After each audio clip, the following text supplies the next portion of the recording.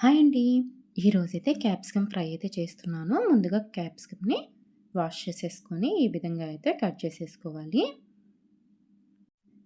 Capsicum fry అయితే చాలా బావుంటదండి.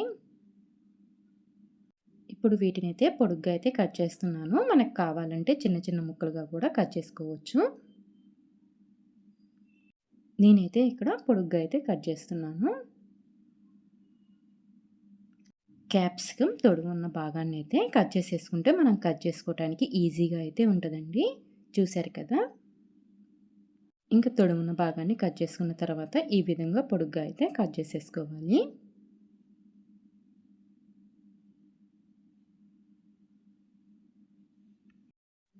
చూసారు కదా! ఈ విధంగా అన్నీ అయితే కట్ చేసి పెట్టేసేసుకున్నాను. క్యాప్సికమ్ అయితే చాలా ఫ్రెష్‌గా ఉన్నాయండి. ఇప్పుడైతే స్టవ్ వెలిగించుకొని ప్యాన్ పెట్టేసేసుకొని కొంచెం ఆయిల్ అయితే వేసుకోవాలి.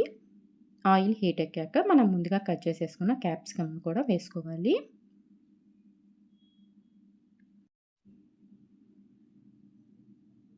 క్యాప్సికమ్ వేసుకున్న తర్వాత ఒకసారి అయితే ఈ విధంగా కలుపుకోవాలి. ఇది ఎక్కువసేపు కూడా పట్టదండి ఫ్రై అవ్వటానికి. వెంటనే అయితే ఫ్రై అయిపోయిద్ది. ఎక్కువ ఆయిల్ కూడా అవసరం ఉండదు. టేస్ట్ అయితే చాలా బాగుంటుంది.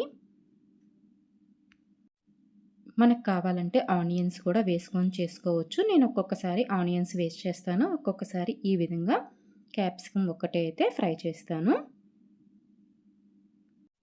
ఈ క్యాప్సికమ్‌ని మధ్య మధ్యలో అయితే కలుపుతూ ఉండాలి.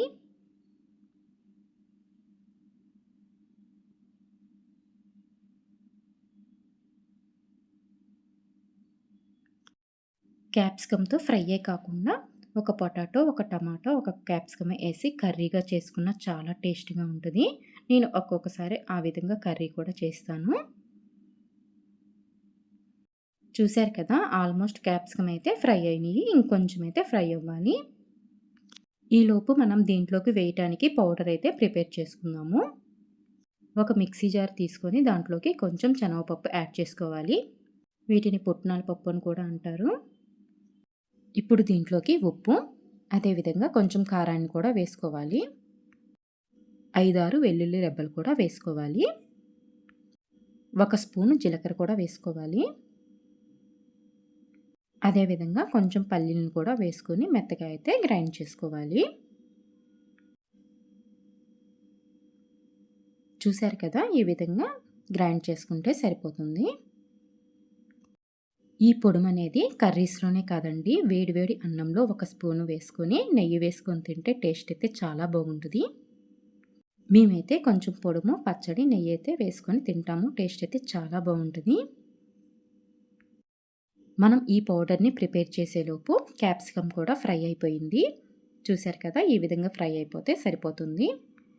ఇప్పుడు దీంట్లోకి మనం ముందుగా ప్రిపేర్ చేసుకున్న పౌడర్‌ని కూడా యాడ్ చేసుకోవాలి. నేనిక్కడ 3 టేబుల్ స్పూన్లు అయితే యాడ్ చేశాను. ఈ విధంగా పౌడర్ వేసుకున్న తర్వాత ఒకసారి అయితే కలుపుకోవాలి. కారం కానీ, ఉప్పు కానీ సరిపోకపోతే మళ్ళీ అయితే వేసేసుకొని ఒకసారి అయితే కలుపుకోవాలి. అంతేనండి, చాలా ఈజీగా క్యాప్సికమ్ ఫ్రై అయితే రెడీ అయిపోయింది. టేస్ట్ అయితే చాలా బాగుంది. ఈ వీడియో నచ్చినట్టయితే ప్లీజ్ సబ్స్క్రైబ్ మై ఛానల్.